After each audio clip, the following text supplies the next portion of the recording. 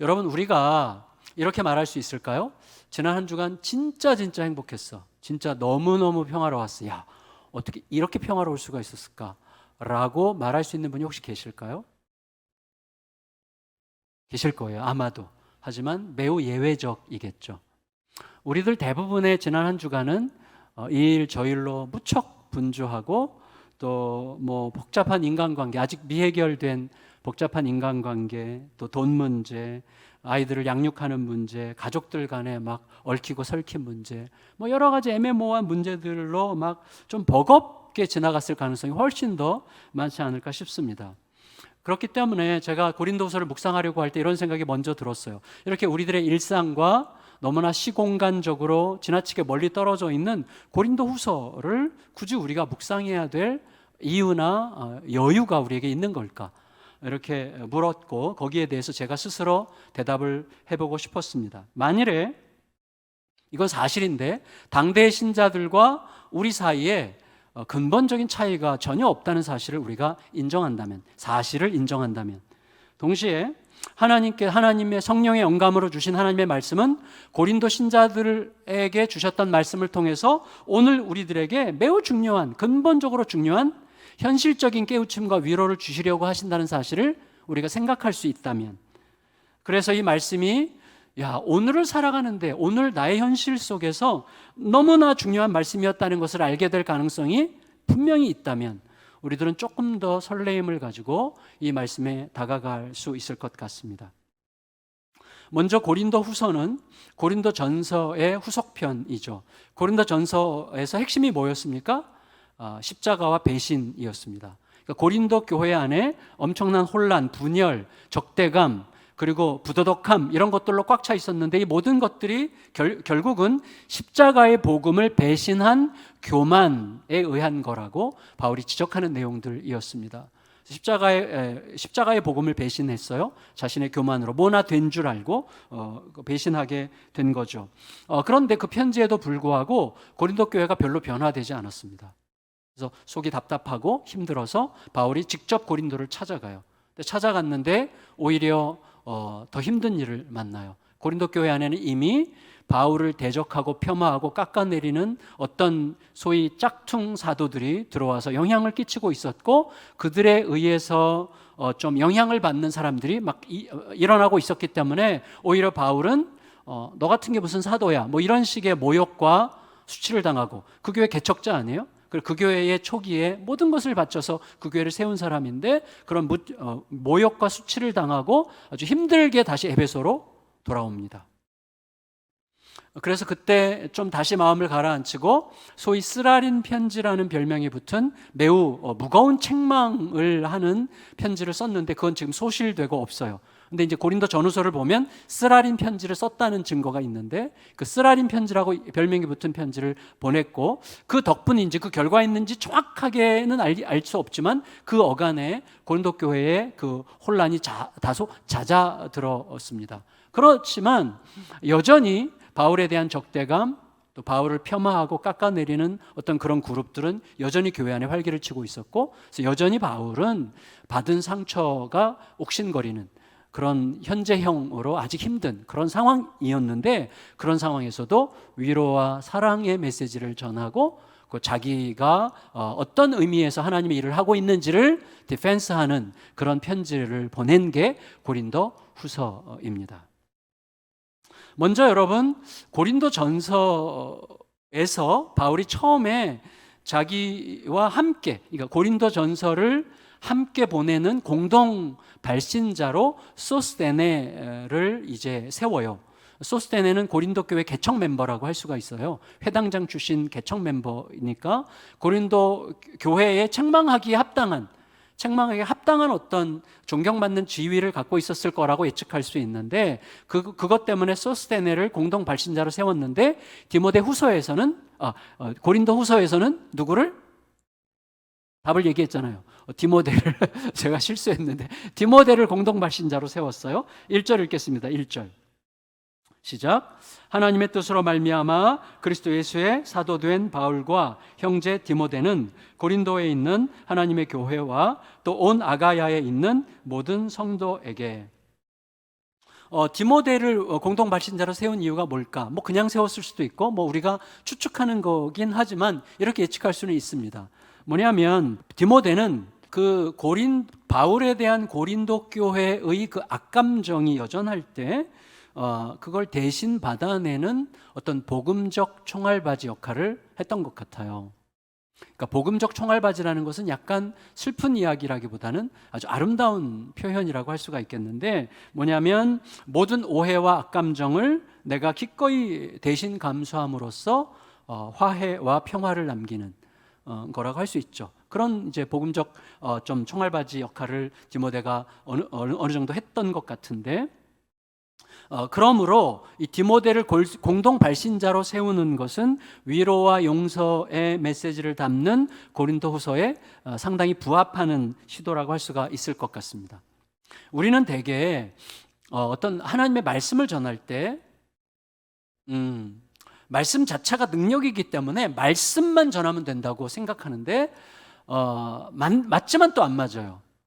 말씀만 전해야 됩니다. 그런데 중요한 건 뭐냐면 말씀을 전하는데 어떤 방식으로 어떤 태도로 전하느냐 하는 게 그것도 말씀이에요. 자, 그건 말씀은 아니지만 말씀이에요. 무슨 말이냐면 미안해, 고마워, 사랑해. 그건 말씀이 아니에요. 어떤 마음가짐으로 어떤 태도로 영혼을 담아서 말해야 사랑하고 미안하고 감사해지. 그런 말을 들었는데 영혼이 한 개도 안 느껴지면 오히려 불쾌하잖아요. 맞잖아요. 그러니까 사랑해, 감사해, 고마워가 말씀이 아니라 거기에 담긴 그의 태도를 통해서 나가는 말씀이 말씀인 거죠. 그러니까 내가 말씀을 전할 때 어떤 태도와 방식으로 전하느냐 하는 것은 그 태도와 방식이 어떻게 보면 확장된 말씀이라고 할 수도 있는 것이죠.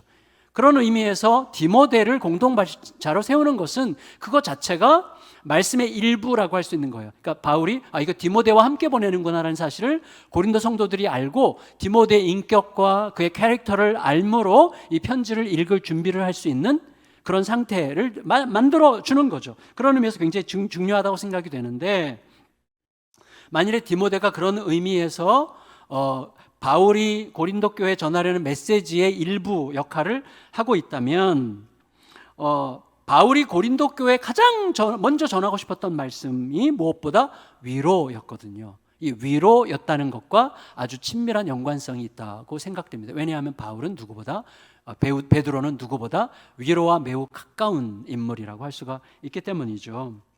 여러분, 고린도전서 1장을 보면 3절부터 7절까지 5절에 걸쳐서 위로함, 위로받음, 이 위로와 관련된 단어들이 무려 10번이나 집중적으로 등장합니다. 위로를 말하고 싶었던 거예요. 그러니까 고린도전서 열자마자 그들이 위로에 대해서 생각하면서 이 말씀을 듣기를 기대하였던 거죠. 근데 이 위로라는 말이 우리가 보통 위로한다, 위로받는다 이렇게 생각할 수 있는데, 쉽게 생각할 수 있는데 저는 그 위로에 대해서 해석한 여러 글들을 보면서 그 중에 탐 라이시라는 지금 세계에서 가장 영향력을 끼치고 있는 신학자 중에 한 분인데, 탐 라이시라는 분이 해석한 위로에 대한 해석이 참 마음에 들었어요. 이분은 이렇게 해석해요. 위로는 그 사람이 있는 자리로 가서 그 사람을 만나 그를 끌고 그에게 새로운 가능성, 새로운 소망, 새로운 길을 보게 할 수 있는 곳으로 그를 데려가는 것. 이게 위로라는 거예요. 그래서 우리가 달콤한 말, 당장 좋은 무엇이 위로가 아니라, 자, 내가 그에게로 가. 그래서 상황화하는 것이죠. 그에게로 간다는 건 뭐죠? 그의 마음으로, 그의 문화 속으로, 그의 언어 속으로 들어가서 그와 함께 있는 거죠. 그와 함께 하려는 거죠. 그에 가서 그와 함께하여 그를 데리고 그가 새로운 희망과 새로운 가능성과 새로운 길을 볼 수 있는 곳으로 그를 데려가는 것을 위로라고 하는 것입니다. 그게 어디예요? 하나님 앞이죠. 그러니까 진짜 위로는 그 사람을 하나님 앞으로 데려가는 곳에서 만나는 게 위로예요. 그리고 하나님을 만나게 하는 게 위로예요. 하나님의 어떠하심을 제대로 직면하게 하는 게 위로예요. 만일에 여러분이 메시지를 통해서 하나님을 다시 제대로 새롭게 직면하여 내 삶의 곤고함과 힘겨움에 대하여 새로운 눈을 떠서 새로운 가능성과 힘과 길을 발견할 수 있다면 여러분은 위로받으신 거예요. 그게 진짜 위로죠. 그런 의미에서 위로는 뭐예요? 그의 영혼을 들어 올려 앞을 내다보게 하는 격려라고 할 수가 있는 거죠. 디모데는 바울과 함께 그런 영감을 줄 만한 아주 적합한 인물이었습니다. 근데 바울이 이 위로라는 주제를 다룰 때에 무게를 탁 실는 쪽은 내가 위로를 받았냐, 내가 위로를 못 받았냐, 내가 위로를 줬냐, 못 줬냐, 뭐 이런 게 아니에요. 우리들의 관심은 항상 거기에 있는데 바울의 초점은 어디에 있는가 하면 위로의 근원이 어디 있냐부터 얘기합니다. 아주 본질적으로 들어가죠. 3절 읽겠습니다. 3절 시작. 찬송하리로다. 그는 우리 주 예수 그리스도의 하나님이시요 자비의 아버지시요 모든 위로의 하나님이시며. 위로의 근원. 여러분, 근원을 제대로 알아야 위로를, 제대로 된 위로를 얻어 제대로 된 위로를 하는 자가 됩니다. 우리는 사람의 마음을 얻으려고 위로할 때가 많아요. 중요한 것은 뭐죠? 그가 기꺼이 자발적으로 하나님 앞에 서도록 서고 싶게 만드는 어떤 것, 이걸 진짜 위로라고 할 수가 있겠죠. 그런데 우리들은 아주 종종 엄마 손을 빌리면 좀 더 많은 과자를 내 주머니에 넣을 수 있음에도 불구하고 기꺼이 끝내 고집스럽게 자기의 그 고사리만한 손에 과자 몇 알을 쥐으려고 하는 애들처럼, 똑같아요. 우리들도 그런 애들처럼 당장의 위로에 너무나 갈급해하면서 위로의 근본이신 하나님께로 가지 않습니다. 우리들의 아픔이죠. 그런데 여러분, 우리 하나님은 그냥 위로의 하나님이 아니라 모든 위로의 하나님이라 이렇게 얘기했어요. 아까 3절에서 우리가 읽었죠? 모든 위로의 하나님이시며. 다시 말하면 뭐죠? 모든 위로는 뭐죠? 모든 상황에서 위로를 끌어내실 수 있다는 말이죠. 그러니까 절대로 위로를 기대할 수 없는 상황에서도 위로를 주실 수 있는 분이기에 내가 완전히 이런 상황에서 위로받는다는 게 불가능해라고 하는 상황에서도 하나님 앞에서는 위로를 찾을 수 있다는 사실을 잊지 말라고 지금 얘기하는 것입니다. 왜? 여러분, 하나님은 어떤 분이세요? 근본적으로 죽음을 부활로 바꾸신 분이시죠. 여러분, 이거를 늘 생각해야 돼요. 죽음을 부활로 바꾸신 분. 그건 뭐예요? 완전히 끝장난 상황, 죽음이죠. 완전히 끝장난 상황에서도 위대한 새 출발을 이루시는 자비의 아버지가 우리 하나님이시고 그분이 위로의 근원이시므로 그분께로 향할 때만 위로가 시작된다고 할 수가 있는 것이죠. 물론 때로는 하나님의 위로도 위로가 안 됩니다. 맞잖아요. 솔직히 설교도 안 들어오고 지금도 안 들어오는 분이 계실 수 있는데 말씀도 안 들어오고 말씀을 펼쳐야 뭐 말씀이 다 도망다니는 것 같고 잡생각만 계속 나고 막 팩팩팩 막 딴 생각만 나고 뭐 기도하려고 엎드려도 막 딴 생각만 나고 그렇지 않습니까? 이유가 뭐죠? 자, 여기서부터 시작하셔야 돼요. 보세요. 아주 단순한 기본적인 것부터 시작해야 되는데 그래야 답이 나오는데 하나님은 모든 것을 아십니다. 아멘. 지금 모르신다고 생각하는 분들도 계신 것 같아요. 다시 하나님 모든 것을 아십니다. 아멘. 하나님은 가장 신실하게 인도하실 것입니다. 믿죠? 그렇다면 하나님이 우리에게 주시는 위로를 우리가 그 위로로 위로받지 못한다면, 하나님의 위로도 우리에게 위로가 되지 못한다면, 그래서 하나님의 위로에 함량이 미달됐거나 혹은 하나님의 위로가 우리의 진짜 필요한 것과 핀트가 안 맞거나 하는 건 아니잖아요.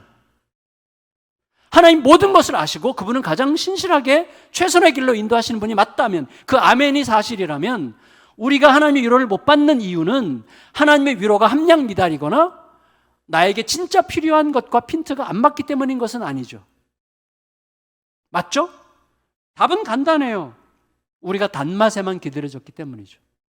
우리가 원하는 위로가 따로 있기 때문이죠.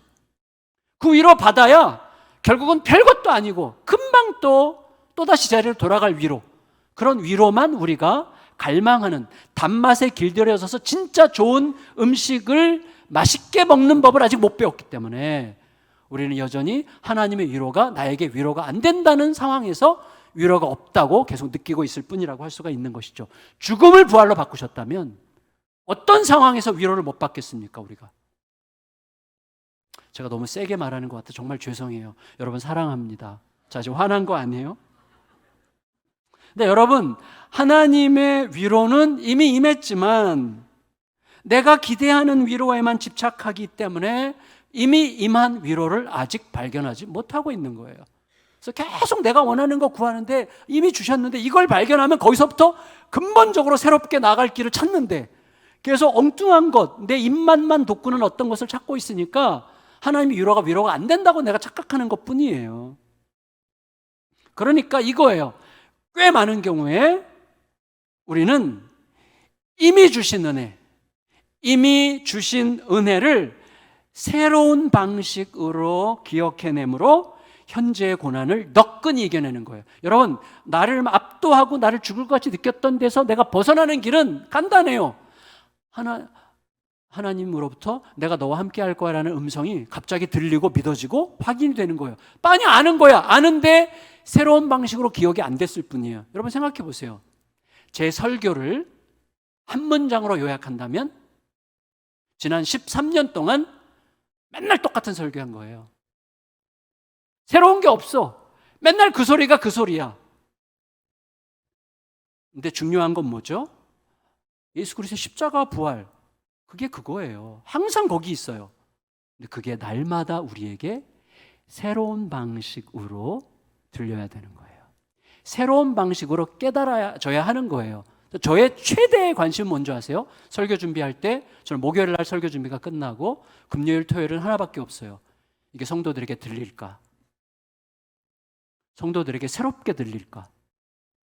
성도들의 폐부에 가닿도록 새로운 방식으로 들려질까가 저의 최대의 관심이에요. 여러분, 모든 설교를 요약하면 아주 간단합니다. 하나님을 사랑하세요. 하나님의 사랑 안에 거하세요. 그 은혜 안에 거하세요예요. 근데 그걸로는 우리가 새롭게 각성이 안 돼요. 그래서 여러분, 이미 임한 은혜를 새로운 방식으로 깨달을 때 우리는 현재 나를 압도하는 고난을 훌쩍 뛰어넘게 되는 거예요. 이게 놀라운 하나님의 은혜죠. 왜? 그 은혜는 진짜니까. 근데 진짜가 아직 진짜가 아닌 걸로 내 안에 묻혀있기 때문에 그걸 진짜로 캐내는 새로운 각성, 새로운 방식의 각성이 우리에게 필요한 것입니다. 그래서 우리들은요, 환난이 오면 즉각적으로 두려움으로 반응해요. 우리들은 반응자일 뿐이에요. 반응자. 현실에 반응할 뿐이에요. 하지만 하나님은 오히려 환난을 통해서 내 영혼을 기꺼이 들어올려 앞을 내다보게 하시는 분이시죠. 오늘 할렐루야 찬양대의 찬양은 진짜 저의 메시지를 요약했어. 완전히. 그래서 여기서 끝내겠습니다.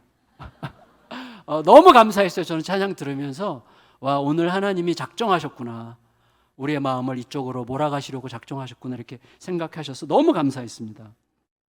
근데 여러분, 바울이 볼 때 지금 자기들끼리 분쟁하고 또 자기들의 지도자에 대해서 적대감을 가지면서 신음하고 있는 고린도 교회에 어떤 것보다도 필요한 것은 그들의 영혼을 다시 들어올려 복음을 통하여 새로운 길을 보게 하시는 하나님의 위로였던 게 분명합니다. 왜냐하면 바울이 지금 그걸 누리고 있는 중이거든요.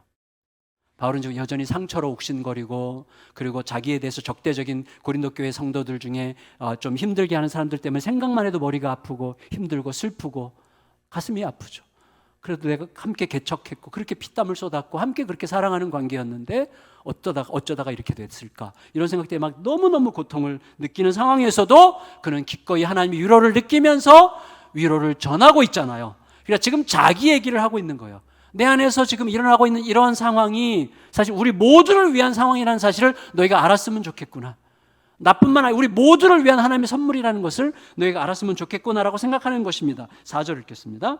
4절 시작. 우리의 모든 환난 중에서 우리를 위로하사 우리로 하여금 하나님께 받는 위로로서 모든 환난 중에 있는 자들을 능히 위로하게 하시는 이시로다. 여러분, 무엇보다도요, 위로의 핵심은 위로의 말이 아니라 위로자가 누구냐 하는 거예요. 기도해 줄게. 위로 안 됩니다. 이렇게 지나가면서 기도해 줄게. 위로가 안 됩니다. 근데 그 사람이 날마다 밤새워 이웃들을 위해서 기도하는 사람이라면 기도해 줄게 한마디가 엄청나게 위로가 되겠죠. 핵심은 위로자가 누구냐 하는 거예요. 저희가 이제 교회 개척 운동을 함께 하는데 지난주에도 GCM 세미나라고 오늘 주보에 칼럼에 썼는데 Gospel City Movement라고 복음 도시 운동이라는 세미나를 통해서 교회 개척자들을 훈련해요. 한 150명씩 젊은 목회자들이 모여서 이제 훈련을 받는데 거기에 이제 지난주에 우리 손아람 목사님, 이신영 목사님은 또 그 훈련생으로, 이상민 목사님은 거기 또 테이블 리더로, 저는 멘토로 이렇게 참여를 같이 했어요. 이제 다 이제 하고 이제 저녁 때 저희 리더십들이 모여가지고 이렇게 얘기를 나누는데 이제 젊은 사람부터 이제 나이 든 사람까지 쭉 있는데 젊은 친구 중에 한 목회자가 그 유명한 복음송 중에 아버지 당신의 마음이 있는 곳에라는 복음성이 있어요. 아버지 당신의 마음이 있는 곳에, 이 찬양 아시죠?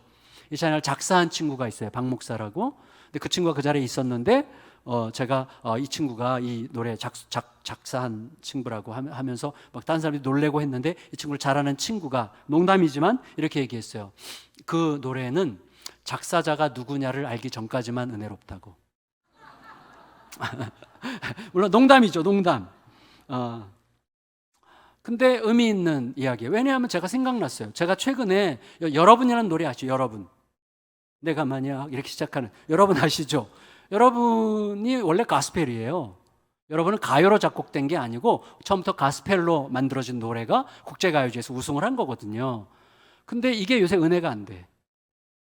왜냐하면 이 노래를 만들고 부른 남매가 한 사람은 목사, 한 사람은 권사인데 둘 다 자기가 만든 노래라고 사방에서 말하고 다녀요. 각각 내가 만든 노래라고. 그래서 화가 나요, 자꾸. 이 사람들이 왜 이러실까? 참 진실이 어디 있는가? 진실도 없고 용서도 없고 양보도 없는. 그래서 그 좋은 노래를 더 이상 위로가 안 되는 노래로 만들었어요. 최소한 저에게는. 화가 나요. 노래를 만들고 부른 사람이 문제가 생기니까. 아니 같이 만들었다 그러면 안 되나? 우리가 같이 만들었어요. 그러면 되잖아. 왜 안 될까? 참 두려운 거죠. 우리들이라고 예외겠습니까? 두려운 거죠. 그렇지만 여러분 지금 보세요. 여전히 모욕과 수치의 상처가 옥신거리고 내 앞에 깊은 슬픔과 고통을 만들고 있는 상황에서도 바울은 이렇게 위로를 말하고 있어요. 모든 환난에서 나는 위로를 받았고 그리고 이 위로로 너희를 위로하기를 바라고 너희에게도 그러한 은혜가 함께 있기를 바란다고 이야기하는 거예요. 자기에게 상처 준 사람들에게. 여러분 그러니까 보세요. 우리들은 힘들게 하는 사람이 한 명만 있어도, 아니 힘들게 한 사람이 한 개만 있어도 교회 가기 싫어지는 우리들이 분명히 발견해야만 하는 어떤 비밀이 여기 있는 거죠. 그 비밀이 뭘까요? 5절 읽겠습니다. 5절 시작. 그리스도의 고난이 그리스도로 말미암아 넘치는도다. 여러분 보세요. 그리스도의 고난이 넘쳤어요, 우리에게. 근데 동시에 우리가 받는 위로도 넘쳐요. 그러면 지금 바울 안에서 작동하고 있는 고난과 위로의 이 다이내믹스, 이 작동하는 역학이라는 게 그 비밀이 어디에 있는 거예요? 넘치는 그리스도의 고난과 넘치는 그리스도의 위로가 겹쳐지는 어떤 지점에 위로의 비밀이 있다고 말할 수가 있겠어요. 자, 일단 바울은 골로새서 1장 24절에서 이렇게 말했죠. 그리스도의 남은 고난을 그의 몸된 교회를 위하여 내 육체에 채우노라. 이런 얘기를 했어요. 자, 그리스도의 남은 고난이라는 것은 그리스도가 담당하신 고난이 불충분했다는 뜻이 아니라 그리스도가 이 땅에 남겨두신 교회의 이야기를 하고 있는 것이죠. 그리스도 남은 고난인 것은 그리스도가 자기 몸을 이 땅에 남기셨잖아요. 교회가 그리스도의 몸이잖아요. 그럼 교회가 뭐예요? 그리스도의 몸인 교회가 그리스도처럼 존재하기 위하여 생명을 낳는 존재가 되는 거죠. 이제는 교회가 그리스도를 대신하여 생명을 낳아야죠. 근데 생명을 낳는 방식은 뭐예요? 깨뜨려짐이죠. 그러니까 교회가 움켜쥐려고 하면 생명이 나오지 않아요. 성장하면 성장할수록 생명이 나오는 게 아니라 어떤 배부른 독이 든 어떤 무엇이 나오는 거예요. 움켜쥐려고 하면 계속해서 깨뜨리는 구조로 가야 되는 거거든요. 거기는 고난이 있는 거예요. 왜? 이 세상에서 길들여진 우리들의 방식은 움켜쥐는 방식이기 때문에 이 땅에서 길들여진 방식을 포기해야 되는 고난이 있어요. 그게 교회의 고난이에요. 그게. 그리스도의 몸으로 존재하기 위해서 그리스도처럼 생명을 낳기 위해 스스로 깨뜨리는 고난에 참여하기 위해 기꺼이 몸부림하는, 이게 그리스도의 남은 고난이죠. 사이즈나 영향력을 과시하는 것은 얼마나 매력적입니까? 하지만 매력적이지만 속물적이잖아요. 그런 매력적이고 속물적인 욕망을 거절하기 위해서 몸부림하는 것, 이게 고난이죠. 그래서 어떻게 해요? 얼마든지 손해보고 얼마든지 포기하고 얼마든지 희생하더라도 하나도 잃을 게 없다고 생각할 수 있을 만큼 이미 그리스도께서 넘치는 고난을 받으시는 동시에 나의 모든 고난을 압도하고도 남을 만큼의 넘치는 고난을 받으심으로 나에게는 넘치는 위로를 주셨다는 사실이 내 안에서 동시에 깨달아질 때, 이 두 가지가 겹치는 순간 내 안에서 위로가 솟아오르는 거예요. 위로자가 되는 것이죠. 언제? 매일 펼치는 말씀을 통해서, 기도를 통해서 이 복된 사실을 어떻게? 날마다 새로운 방식으로 깨달을 때. 여러분, 저는 그걸 확실히 믿어요. 성령님은 말씀을 5만 번, 500만 번 읽어도 날마다 새롭게 읽히게 해주실 수 있을 만큼 똑똑하신 분이세요. 우리보다 훨씬 똑똑하시죠. 그러니까 말씀을 펼치는 게 중요해요. 그 설레임으로 펼치는 게 중요해요. 그 기대감으로 두 손을 모으는 게 중요해요. 근데 그게 안 돼요. 왜 안 되죠? 아까 말씀드렸지만 내가 기대하는 위로에 완전히 사로잡혀 있기 때문에, 내 입맛에만 기다려졌기 때문에 진짜 맛을 보는 데까지 아직 못 가는 거예요. 그러니까 이 신선하게 깨닫는, 신선하게 각성하는 이 자리로 못 가기 때문에 늘 위로를 못 받는 거죠. 그래서 매일 펼치는 말씀과 기도 중에 이 복된 사실을 날마다 신선하게 새로운 방식으로 기억하는 자리에 우리를 감싸는 이 고난과 위로의 비밀이 있는 거예요. 물론 그 비밀이 아직은 희미합니다. 그래서 우리는 또다시 당장의 고난을 피하기 위해서 찰나적인 세상의 위로를 갈망하죠. 그렇게 되면 어떻게 됩니까? 결국 또다시 초라하고 누추한 자신을 발견하게 되는 거예요. 또 그 별것도 아닌 위로를 구하느라고 또다시 진정한 위로의 근원이신 하나님으로부터 멀어졌구나, 너무나 초라하구나, 너무나 누추하구나, 이런 삶을 반복하게 되는 것이죠. 하지만 괜찮습니다. 하나님은 그 자리에서부터 또다시 시작하시는 너무나 신실하신 아버지시죠. 다시 말씀을 펼치고 주님의 이름을 부르면 어떻게 돼요? 맛있고 매력적이고 수명이 짧고 파괴적인 세상의 위로. 세상의 위로의 속성이에요. 세상이 주는 위로. 맛있고 매력적이고 수명이 짧고 파괴적이고. 요새 우리나라에 마약이 엄청나다고 하는데 맛있고 매력적이고 수명이 짧고 파괴적이죠. 그 세상 질서, 세상의 위로를 거절할 힘이 생기는 거예요. 계속해서 펼치는 말씀과 기도 속에 새로운 방식으로 다시금 발견하고 깨닫게 될 때 거절할 힘이 생겨요. 동시에 더 맛있고 더 매력적이고 수명이 영원하고 생명을 살리는 하나님의 위로를 붙들 힘이 주어집니다. 그게 은혜죠. 그래서 우리를 압도하는 고난 때문에 여전히 힘들지만 내가 그것 때문에 절대로 소멸되지 않을 거라는 진실과 그것 때문에 오히려 더 빛나는 영혼으로 만들어질 거라는 이 진실을 붙들고 고난에 직면할 수 있는 비밀에 더 다가가게 되는 것이죠. 따라서 5절 말씀은 일종의 질문이라고 할 수 있겠어요. 5절을 다시 읽을까요? 5절 시작. 그리스도의 고난이 우리에게 넘친 것 같이 우리가 받는 위로도 그리스도로 말미암아 넘치는도다, 이런 말이죠. 너희가 그리스도의 오르심과 뜻을 따르기 위해서 겪는 고난이 아무리 거세고 웅장하다고 해도, 아무리 크고 거대하다고 해도 그리스도께서 너를 위해 이미 감당하신 고난은 그 모든 고난을 압도하고 지배하고 제압하고도 남을 만큼 너무나 크고 완벽해서 오히려 나에게는 거대한 위로의 물결이 넘치게 하실 거라는 사실을 너 제대로 알고 있어? 라는 질문이죠.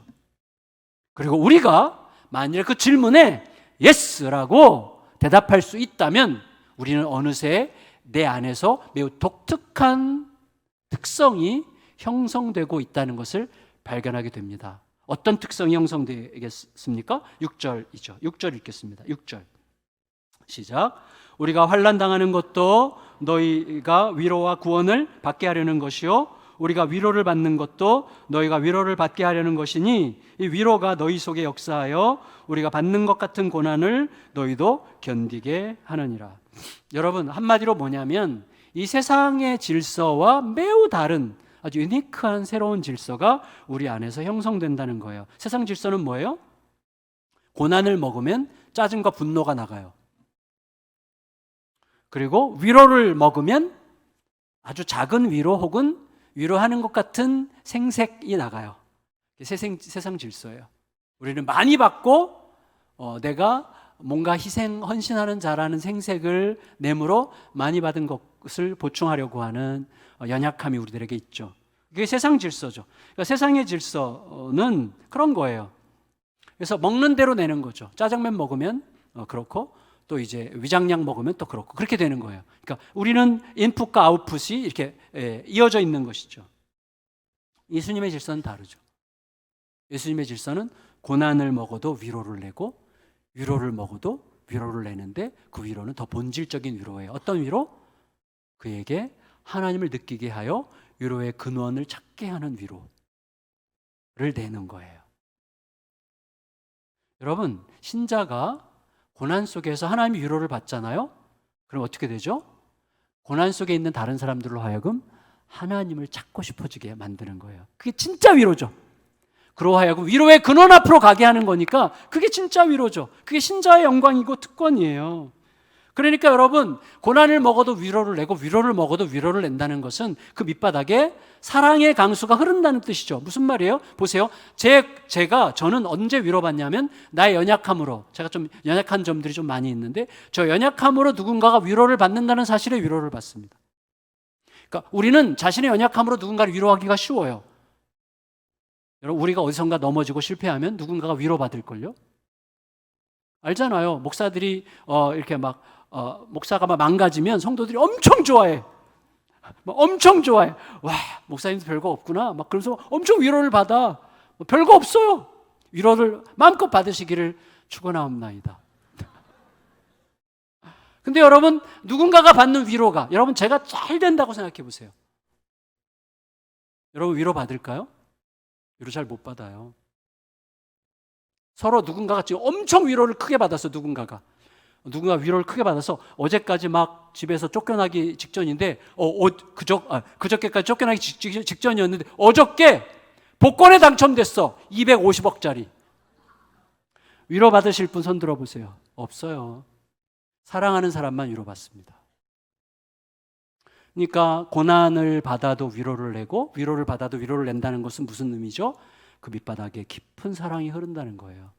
이게 굉장히 중요한 것이죠. 우리가 어떤 상황에서도 위로를 내보낼 수 있는 이유는 어떤 고난에도 찌그러지지 않을 완전한 평강을 이미 충분히 예수님으로부터 받았기 때문입니다. 그리고 동시에 어떤 종류의 성공에 대해서도 자만할 수 없는 나 같은 게 뭐라고 하는 진실된 자의식이 뚜렷하기 때문이에요. 저는 그러면서 아직까지는 무척 행복하다고 생각해요. 저는 아직까지도 하나님이 그런 생각을 계속 주세요. 나 같은 게 뭐라고 어떻게 이렇게 귀한 분들과 함께 내가 신앙생활을 하고 있을까. 이게 늘 막 감격스러워요. 지금도. 아까도 앞에서 이렇게 앉아서 기도하는데 막 울컥하더라고요. 지난 한 주간 동안 정말 많이 애써서 열심히 살던 분들이 오늘 함께 주님을 보려고 이 자리에 오다니 참 너무 고맙다. 이런 마음이 들어요. 그러니까 저는 아직까지는 내일 바뀔지도 모르지만 아직까지는 참 감사한 것 같습니다. 어쨌거나 이거예요. 우리가 어떤 상황에서도 위로를 내보낼 수 있는 이유는 어떤 고난에도 찌그러지지 않을 완전한 평강을 이미 받았다는 사실을 잊지 않기 때문이고 동시에 어떤 종류의 성공에도 자만할 수 없을 만큼 나 같은 게 뭐라고라고 말할 수밖에 없는 지극히 연약한 존재라는 사실을 잊지 않기 때문이죠. 이 두 가지죠. 두 가지. 그렇게 되는 신자들은 지금 바울이 그렇게 하듯이 모든 환난과 고난 중에서 위로를 받고 위로를 내는 자가 되어 위로받는 자로 하여금 고난을 이겨 그도 위로하게 하는 자가 되게 만드는 것입니다. 이게 교회 안에 있는 위대한 선순환이죠. 위대한 선순환. 그런 의미에서 6절을 다시 한번 같이 읽을까요? 시작. 우리가 환난 당하는 것도 너희가 위로와 구원을 받게 하려는 것이요 우리가 위로를 받는 것도 너희가 위로를 받게 하려는 것이니 이 위로가 너희 속에 역사하여 우리가 받는 것 같은 고난을 너희도 견디게 하느니라. 말씀을 마칠게요. 여러분, 우리들의 소망은 무엇입니까? 이것입니다. 7절 읽겠습니다. 시작. 너를 위한 우리의 소망이 견고함은 너희가 고난에 참여하는 자가 된 것 같이 위로에도 그러할 줄 아니라. 나를 포함해서 우리 주변에 있는 사람들이, 우리들은 대부분 현실에 반응하는 자들이에요. 다 반응자들이에요. 그래서 고난이 오면 짜증이 나가고 분노가 나가고 들어오는 대로 그냥 내보내죠. 근데 갑자기 현실이 어떻게 되든 가족과 세상을 위로할 수 있는 자로 변화되는, 난 여전히 힘든데 그 사람 힘든 거 분명한데 그 사람 보면 왠지 위로가 돼. 그런 사람. 그리고 그가 위로를 받았는데 막 너무 잘 됐어. 저 사람 위로받은 게 막 너무 좋아. 그런 존재로 변화되는 게 우리들의 소망이죠. 그래서 그런 변화된 자들이 세상 곳곳에서 하나님의 평화를 회복하는 모습을 보게 되는 것, 이게 우리들의 소망이죠. 누가 그렇게 할 수 있습니까? 오직 모든 고난의 절정인 죽음을 이긴 자만 그렇게 할 수 있어요. 그는 죽음을 이기신 그리스도와 연합한 자만 그렇게 할 수 있다는 뜻이죠. 여러분, 유명한 작가 T.S. 엘리엇이라고 있죠. T.S. 엘리엇이 이렇게 말했어요. 사람들은 죽음이 끝일까 봐 두려워합니다. 그런데 죽음이 끝이 아닐까 봐 더 두려워합니다. 얘기했어요.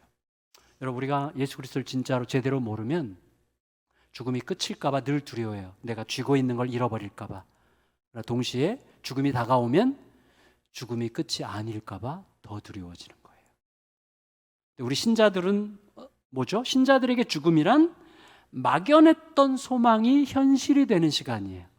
완전히 차원이 다르죠. 따라서 여러분, 우리들이 죽음의 그림자를 느끼게 하는 상황에 둘러싸여질 때 우리 신자들은 상황에 반응하느라고 급급해하는 대신에 모든 상황에서 오히려 위로할 수 있는 존재가 되는 거예요. 그래서 너무나 철이 없던 딸 아들이 어느새 식구들을 위로하는 자로 변화된 모습을 보는 기쁨을 누리듯이, 제가 요새 엄청 기쁜데 저희 막내딸이 지난주부터 매주 토요일 저녁을 지가 준비하겠다고 하고 이제 지난주에는 된장찌개, 어제는 김치찌개 엄청 맛있게 먹고 너무 행복해요. 생각만 해도 다음 주 토요일이 막 기대가 돼요. 부디 오래 가기를. 근데 여러분, 철이 없던 아들, 딸이 어느새 식구들을 위로하는 자로 변화되어 있는 이 기쁨을 맛보듯이 반응자에서 위로자로 변화된 신자들이 사방 곳곳에서 시름시름 죽어가던 자들을 살리는 모습을 꿈꾸는 것, 이게 우리들이 갖게 된 소망이고, 우리 안에 이 소망이 있습니다. 이 소망이 현실이 되는 것을 늘 함께 보면서 이 아름다운 길을 꿋꿋하게 잘 걸어가는 저와 여러분들이 되시기를 예수님의 이름으로 축원합니다. 우리 같이